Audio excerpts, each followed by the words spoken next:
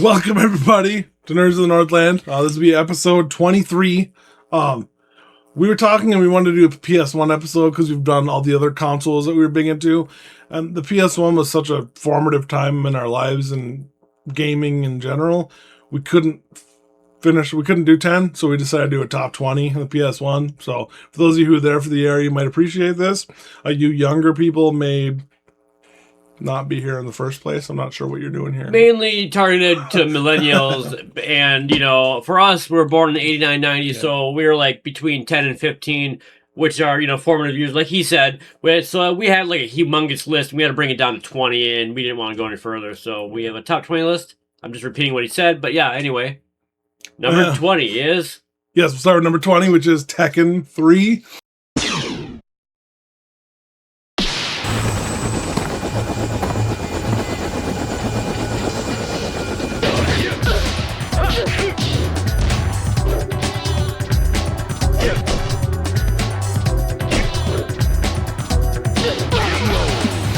Pretty much the only fighting game other than Mortal Kombat I can think of from that era that I even played. Yeah, I just remember playing Tekken 1 and loving it so much, and then when we put Tekken 3 on there because it's better than Tekken 1, and it just I just remember being that, like, on PlayStation, what is the fighting game? You would think it's the other ones like Soul Calibur or Mortal Kombat, but it for me is Tekken, and we agreed that Tekken 3 should be on the list as the top 20. Yeah, and I think Smash Bros was around during this era, but I never played the original Smash Bros. Because Melee pretty came good game. Yeah, but that was the fighting game I played during that time. The only one on our list.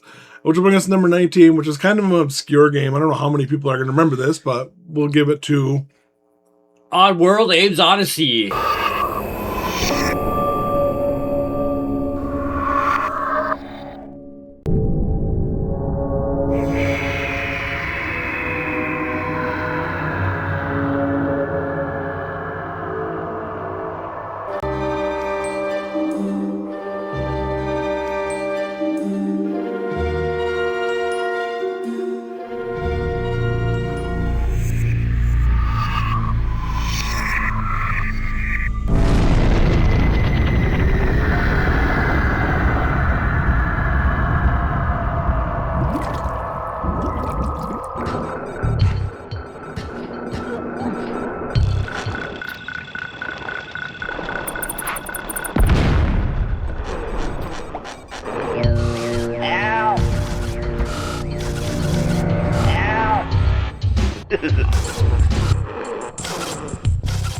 Wait! Get him! Look out!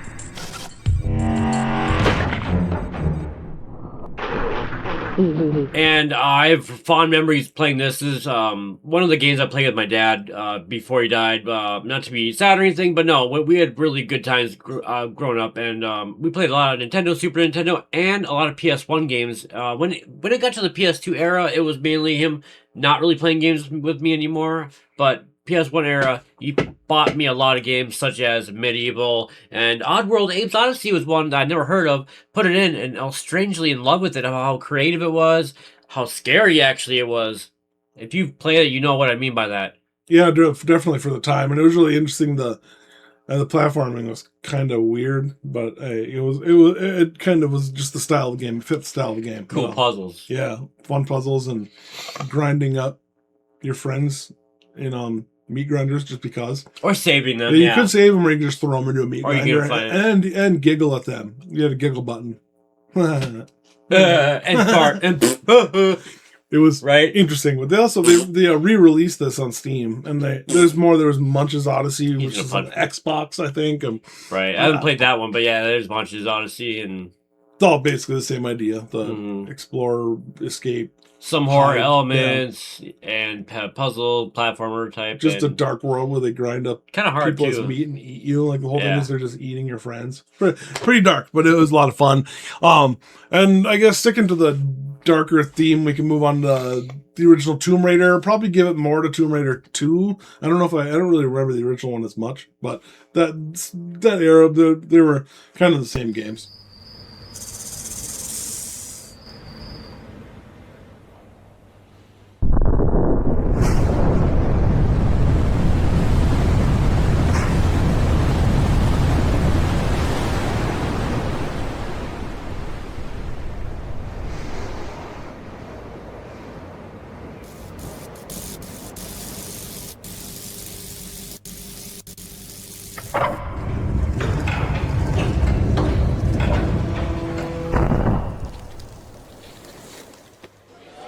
Feast your eyes on this, Lara. How does that make your wallet rumble?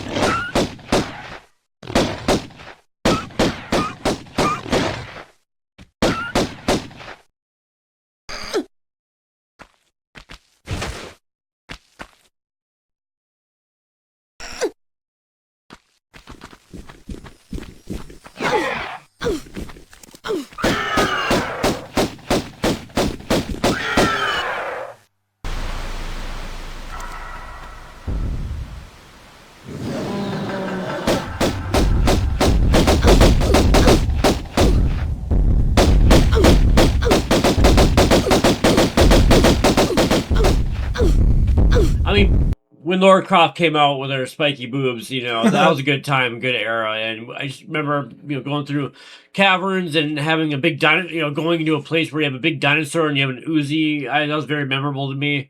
Yeah, Tomb Raider was had some horror elements, like you said, too, a little darker. And the next game will be even closer. The worst platforming controls ever made. Yes. Oh, man. But I guess, I mean, I never played the remake. Have you played the remake? Because they remade the original. Yeah, I don't. Maybe we're trying someday. I don't know. Not really my thing as much. That's why it's lower on the list, but right, memorable for the time. Number 17 is Dino Crisis, which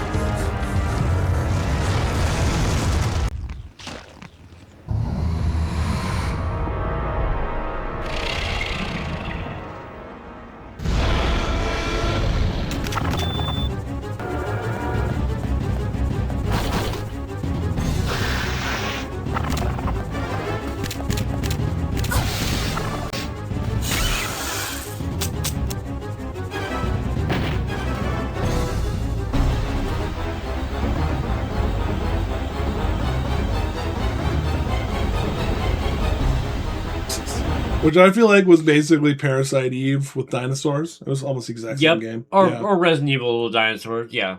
Yeah, more Resident Evil. I forgot. I'm thinking, because Dino Crisis 2 is more like turn-based almost. Yep. Yeah. Well, platforming and score-based. And Dino Crisis 1 was really scary. And if take Resident Evil Dinosaurs line, really mean it. You go through like this, you're on an island and you go through this facility and, you know, you're crawling through these tunnels in the facility and you know, think about a dinosaur all of a sudden trying to get at you. You get attacked by raptors that are bigger than a human, which, fun fact, raptors are actually more like the size of chickens. Oh, interesting fact, Joseph Mosier. Dinosaur facts. If I had glasses, I'd push them up. Okay. Dinosaurs rock, man. Well, what's your favorite they're dinosaur? starting to bring them to life now, but that's a different topic. What's your favorite dinosaur? Tell me in the comments. Write the comments below. Favorite dinosaur. Why are we talking like this? Next game is number 16. This may surprise some people from my love of Squaresoft, but we put number 16 is Final Fantasy VIII. Yep.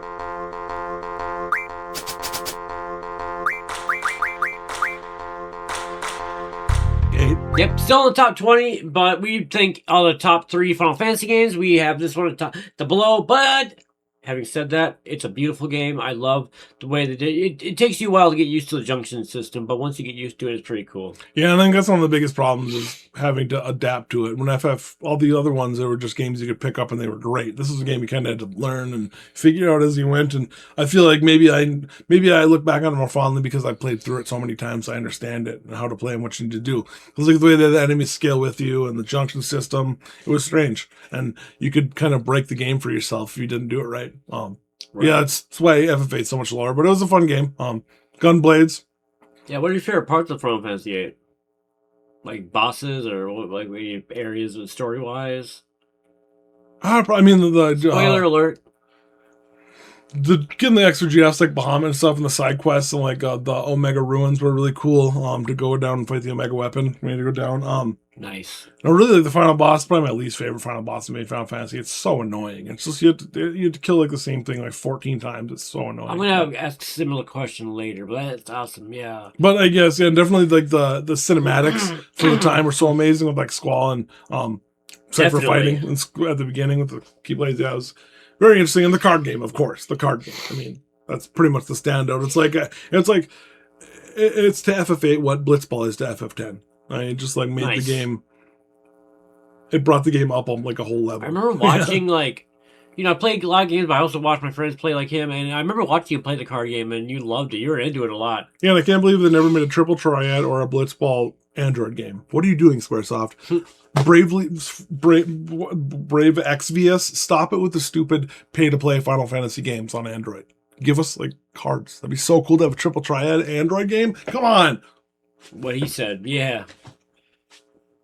By the way, next is number 15. No segue. Number 15 is Spyro, Year of the Dragon.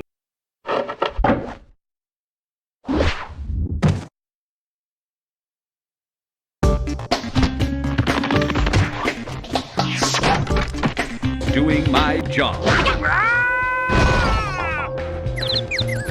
Well, I gotta get back home and do some...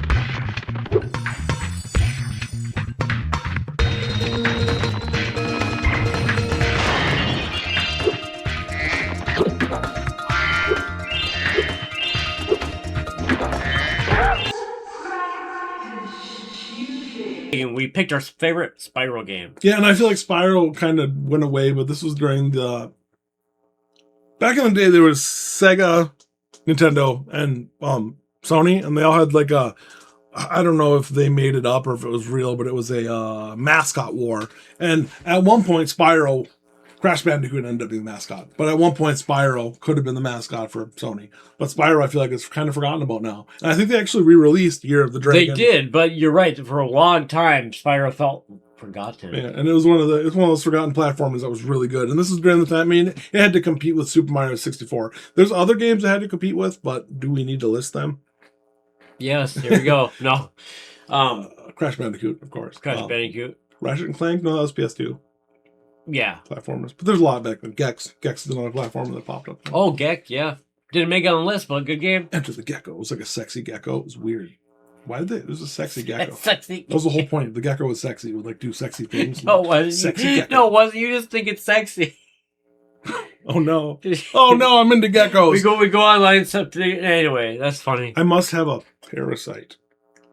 Eve 2. That's number 14. Number 14 is Parasite Eve 2. Good. Yeah.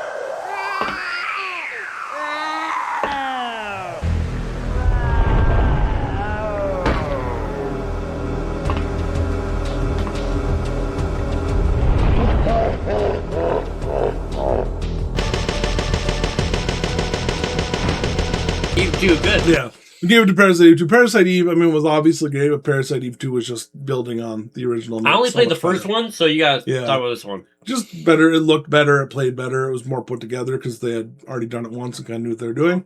And it was a longer game, more story. So it was great.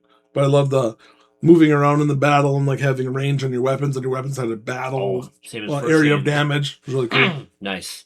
I don't remember AOD before then. Was there area of damage like attacks anytime before that? In Parasite Eve 1? Yeah, before Parasite Eve. Like what game said area of damage attack like that? No one that I can think of. Yeah, that's another thing. This game, I feel Except in sports games, they had that kind of style with programming when it came to like. Yeah, maybe Parasite Eve was like for that too advanced for its time. Yeah. Maybe it would have done better now and newer. I don't know. Maybe we'll get a remake. I think they already. I'll take care of the next one. Number 13, Silent Hill 1.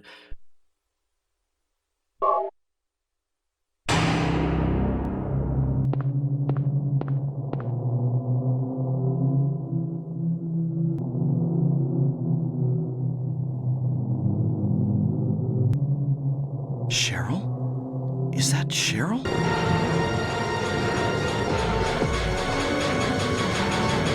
What is this? What's going on here?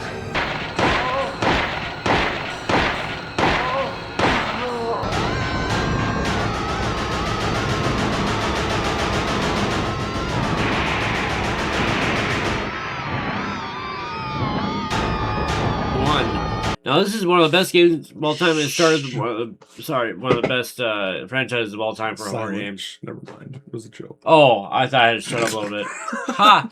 But I should. No. It was just one of the best. It was more atmospheric horror, and that's the kind of, not to bring up my like game designer talk, but that when I make my horror game, it's going to be inspired more by Silent Hill rather than Resident Evil because of the atmospheric horror style. But yeah, it's really good, and we had to give it to the first one because it's on PS1. Boom, boom. And it's memorable and awesome and inspirational and influential. No, number 12 was a pretty early PlayStation. Was it a launch game for PlayStation? It was pretty early PlayStation. 1997, well, close. 98, yeah, it was close. And this is a game that directly competed with Final Fantasy VII, which, surprise, I was busy with Final Fantasy VII. So Brave Fencer. Yeah, it was.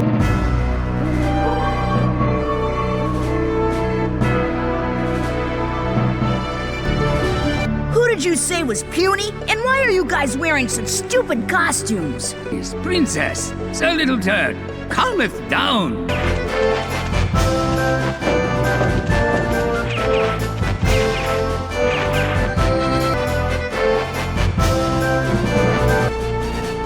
Watch out! It knows we're here!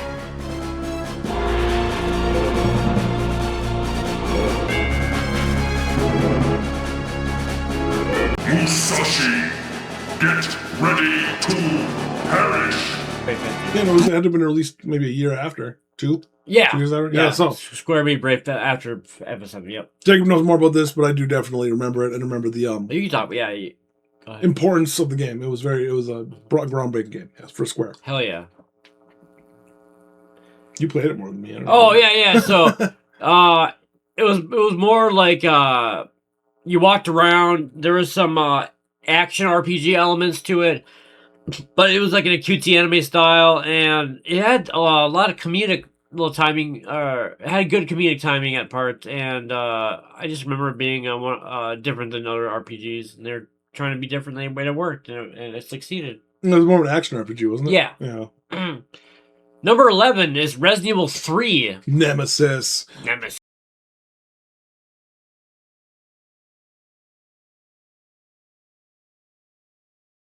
For Delta, preparing to drop off at area E95070.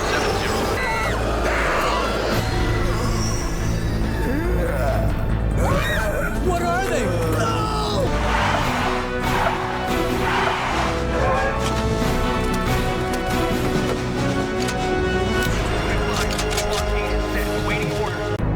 It was Raccoon City's last chance, and my last chance. My last escape.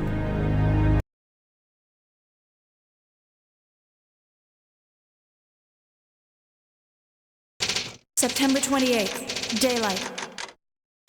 The monsters have overtaken the city. Somehow,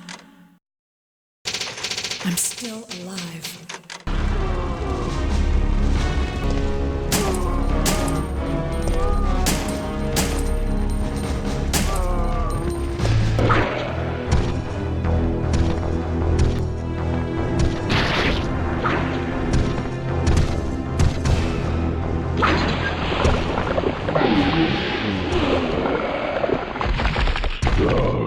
Nemesis. Yeah, I mean, looking at Resident Evil now, looking back at the PlayStation 1, it's night and day. You can't really compare them. But at the time, Resident Evil 3 was pretty good. Give it number 11. Running from Nemesis the first time was fun. You know, stars. No, wait, that's Resident Evil 2. Stars. Same. They both, yeah. Whatever. Resident Evil 3 Nemesis. Good game. Stars both, yeah. Good game. Old Resident Evil, crappy controller style. Very blocky graphics. Not much else to talk about. Best of, oh yeah. So, yep. Number 10 is the beginning of a very popular series that kind of lost me after PlayStation 1. Now we're in the top 10. Yes. Number 10 is Metal Gear Solid.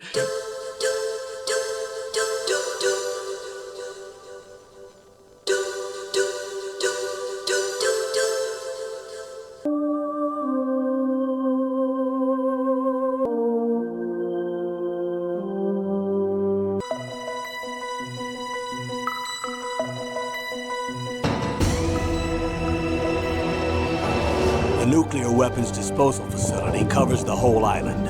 I'll instruct you by codec after you reach your target. This is a top secret black op. Don't expect any official support.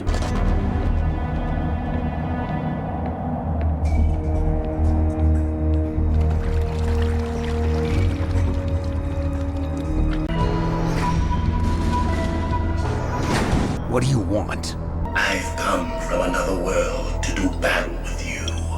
What is it, revenge? A fight to the death with you. Only in that can my soul find.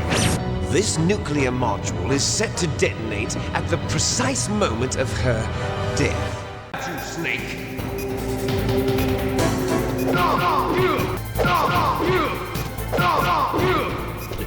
And it's one of the best games of all time. It's influential. It's Hideo Kojima's masterpiece. He was 30. By the way, he was 35 years old when this came out, and I know this because I was having a down day, and I asked AI to give me everyone who was in their mid-30s that made it in the game industry, and it said Hideo Kojima released it's his prize game, Metal Gear Solid, 1998, when he was 35. So I was like, oh, cool.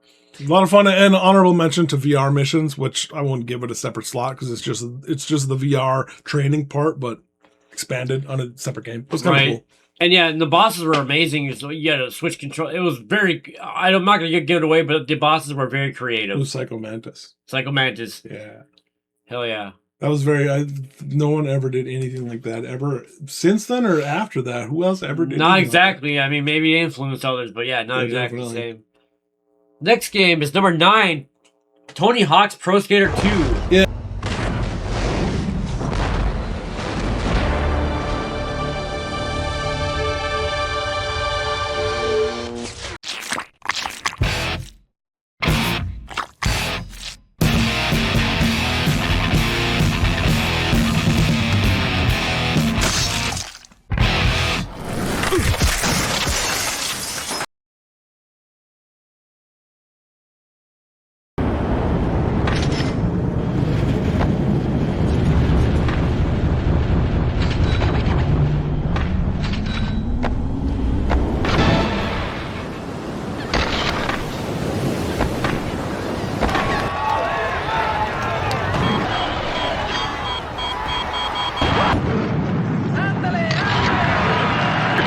Yeah, and there's 4 Tony Hawk titles on the PlayStation, but this is the most memorable one for sure. Second one is the most memorable for both of us. Yeah. School 2, and they just everything they upgraded from 1 to 2. Like you get to manual, get to the tricks they added were mainly on from 1 to 2. Did we get Flatline on THPS 2, or do we have to wait till 4 to get that? I can't remember that, but I know manual came in 2 and I loved it. Yeah, I can't. It's so hard to go back and play because I played the remake on Switch, which they gave you manually and stuff. I forget how terrible the controls are on the first game. Considering where we are now. Right. Number 8 is Resident Evil 1.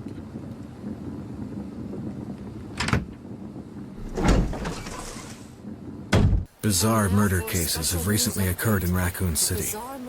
There are outlandish reports of families being attacked by a group of about 10 people. Victims were apparently eaten.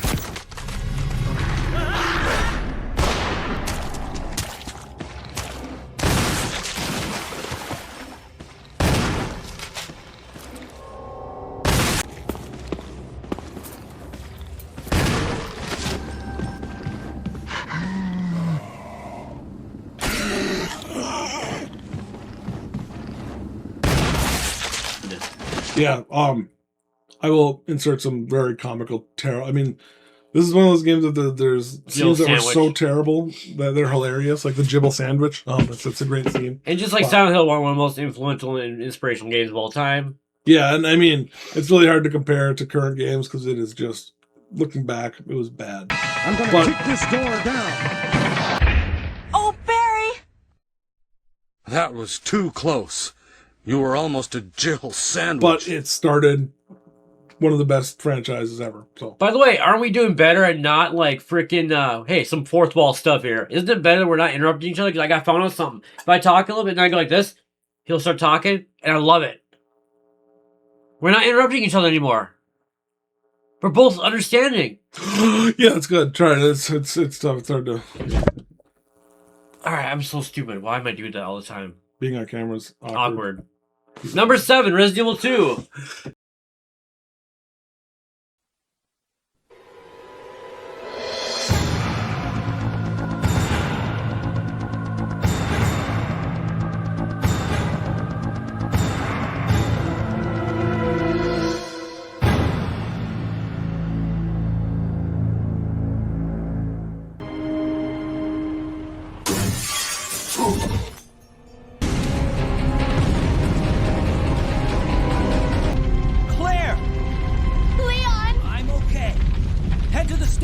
I'll meet you there.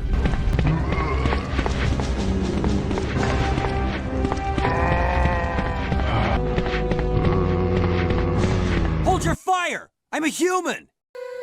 By the time I noticed something was wrong, the entire city was infested with zombies.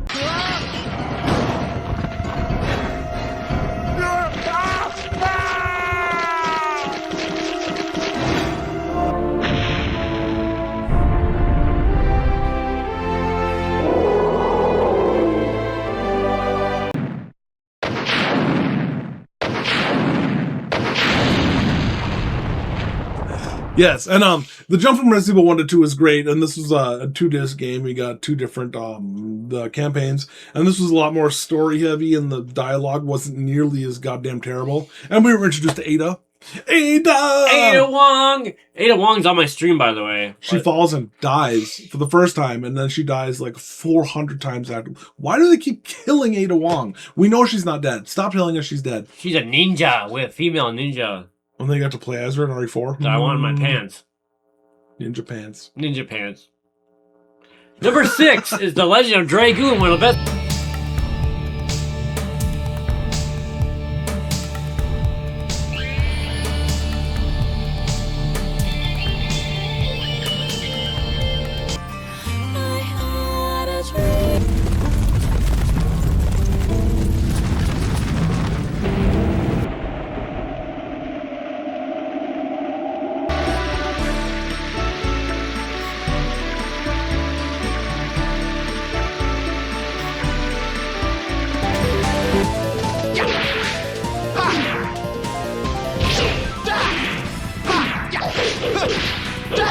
Gust of wind, dance!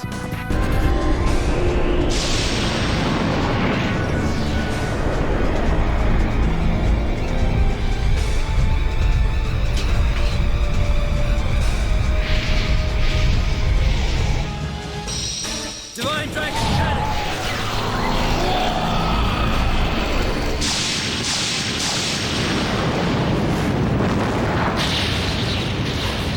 One of the best RPGs and another influential RPG that not everyone has played, but it's very good because of its memorable style and its double slash. Yeah, no, the battle controls were so great when you had combos that you had to hit specific times and square. Yeah, it was so cool. A lot of fun. And how long and deep the story was in this game. Great I know story. they put like 6 or 8 years into making this game. Yeah. It was huge. And at the time, yeah, it was unbelievable. And looking back, I know the graphics are obviously laughable, but we were goddamn amazed on PS1. Still has better graphics than Final Fantasy VII. That's funny. But anyway, yeah, we're looking at this through the lens, and looking at this through the lens of when we were there. Right. Like today, I don't know if I could put any of these on my top 20 list. It's like playing. Well, maybe I don't know. That's more complicated. But they were. It was different when you were there. Right. Yeah. But yeah, very memorable game. Awesome. We should play it again someday. Number 5 is Crash Bandicoot Warped, the best. Sony Computer Entertainment America presents a Universal Interactive Studios production. A game created and developed by Naughty Dog. Ooka Ooka is free. No, it cannot be. Evil, great evil has come.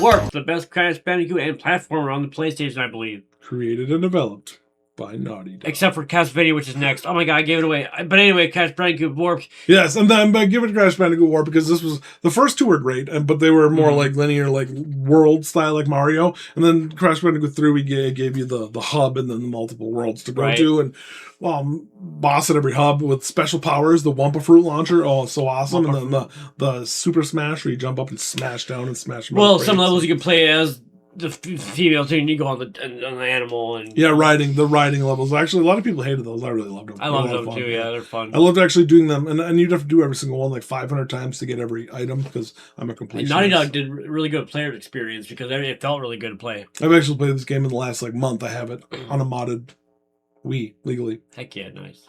Legally. Okay. Number 4 is Castlevania Symphony of the Night, and this is.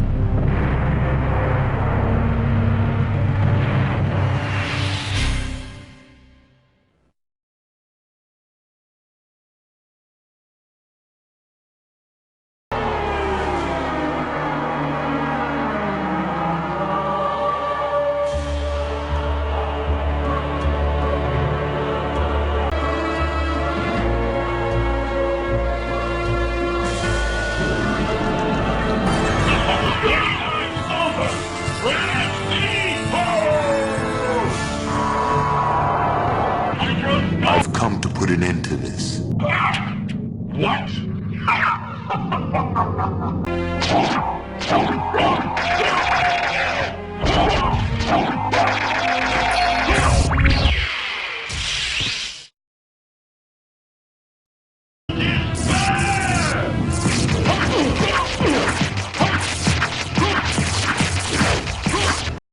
So you made it. Alucard, how's Richter?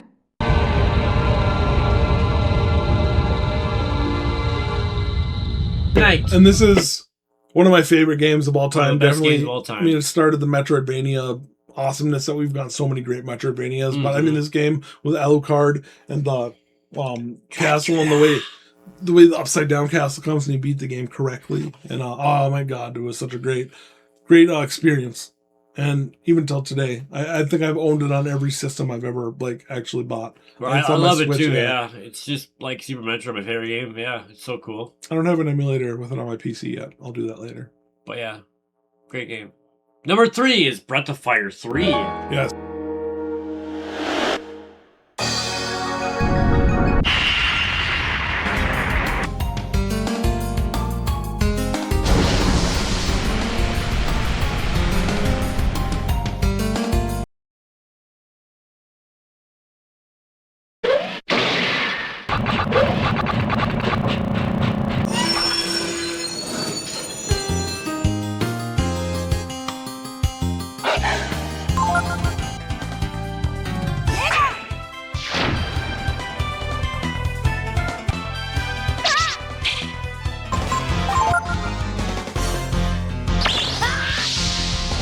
3.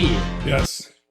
The best RPG on the PS1 that is made by Capcom. And coming from our one of both of our favorite games, Breath of Fire 2 on the Super Nintendo. Breath of Fire 3 was such a great expansion on that, and the transforming into a dragon and the character of the story, literally growing out from a naked child in the woods to what you end up as basically a man. They did a good job going for 2D to 3D, yeah. Well, no, you do end up as a man. He grows up in the story, doesn't he? Yeah. Yep. So you end up actually, well, not man, but teenager. But it's very memorable that you start as a little child, though. That's very memorable.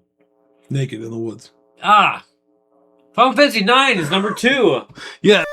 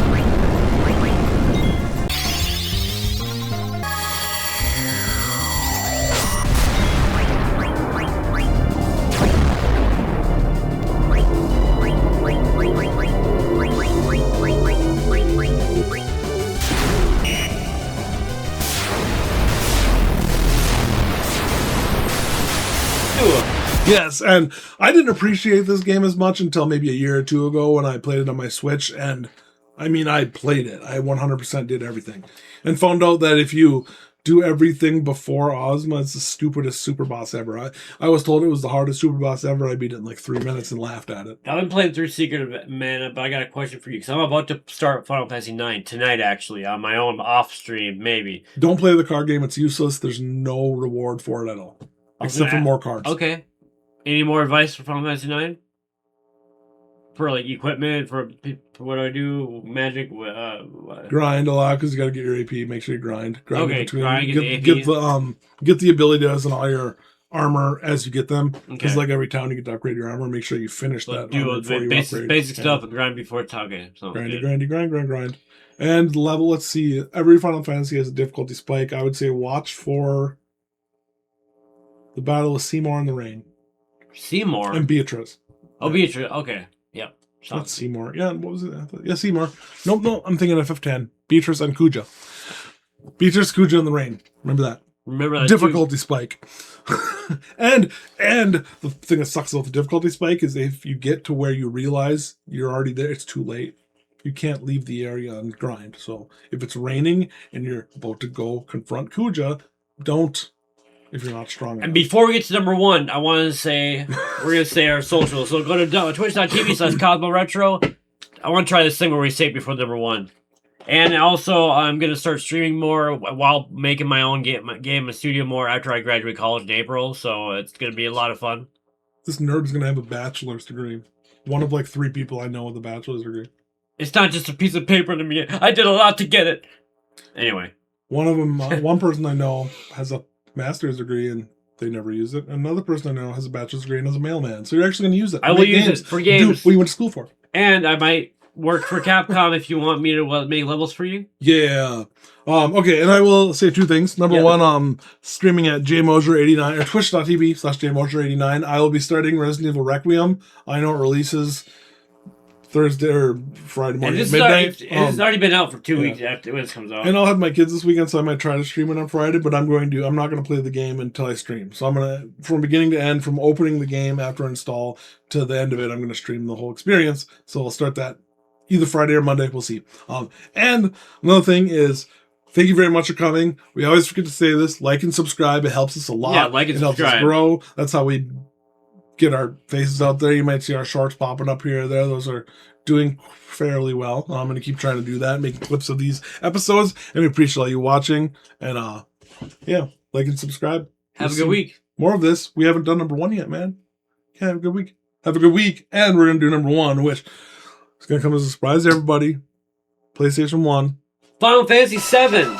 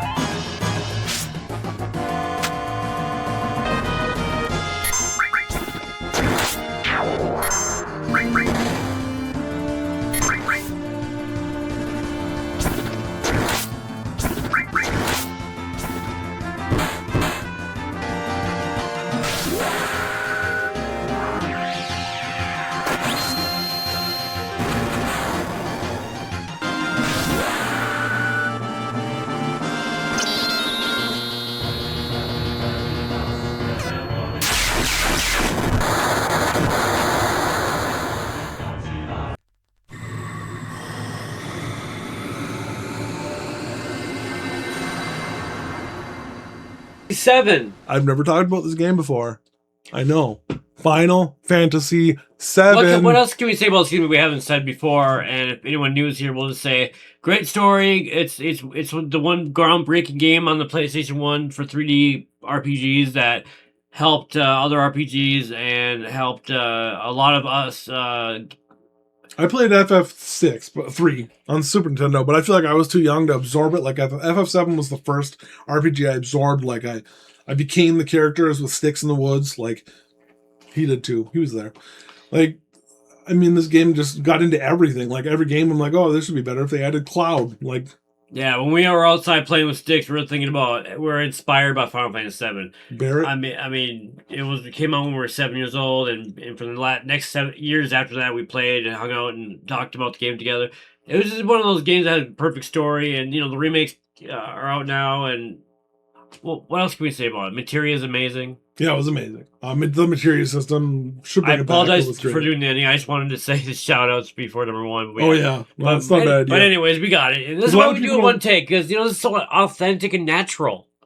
Yes. And that's why I hope you like us and like and subscribe. Okay, thank you very much for coming. Thank you. That could be the end of the episode, and this is a part that's kind of controversial. I might pull this. But one question I've always had about Final Fantasy VII, but no one's ever been able to answer to me, is what would happen in 2026 America if Barrett was driving through, say, Texas and got pulled over? Drop the gun!